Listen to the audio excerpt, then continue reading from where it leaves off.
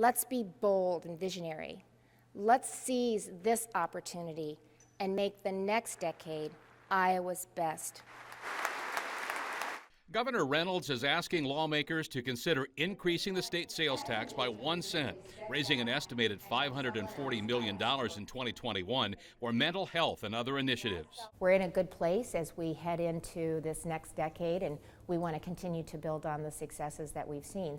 And I wanted to be bold. I didn't want to look at just this year. To offset the tax increase, the governor also proposes an income tax cut by an average of an additional 10% beyond the rate set for next year.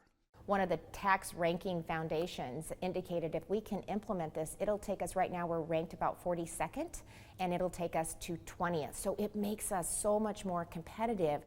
Like her counterparts in neighboring states, Governor Reynolds says that she is concerned about the potential for flooding again this spring, as well as into the future. You see anything that could be done at a higher level from whether it's federal government or the Corps of Engineers? When we're out in D.C. in February, we're going to sit down with the Corps and our U.S. senators and really talk about how we can't continue to do the same thing and expect different results. And we can't continue to put money into our interstates and our highways, rebuilding over and over every year. Let's think about how we can do this holistically from a regional perspective, and let's do it right. Another regional issue, Trump administration waivers allowing big oil refineries to avoid blending ethanol with their product. Dozens of ethanol plants, including 2 here in Siouxland, have closed, but the governor says the president will get it right. We hear the president say they need to be set here, and EPA does what they want to do. Are you concerned? I'm always concerned, but I've sat down with the president. I've talked to him. I've seen him tell me over and over, we are going to make sure that it's 15 billion gallons.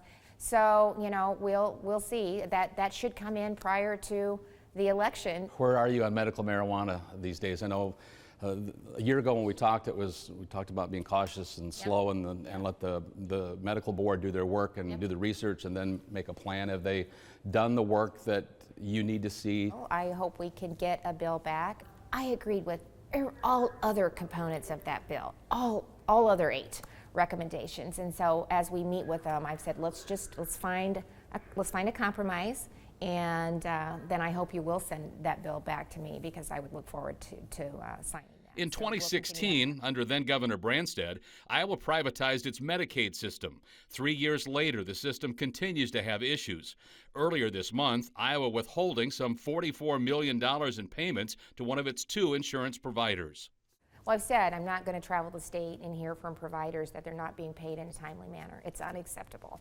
Part of the problem with them also is they're experiencing the same worker shortage that everybody is. Do you think that the state will have to withhold again in February, or? I just don't know. I'm not intimately engaged in that, and we need to collectively figure this out. We all have a role in this, and we need them helping us manage the system, but we need to make sure that we're adequately and timely paying our providers who are delivering the services to Iowans.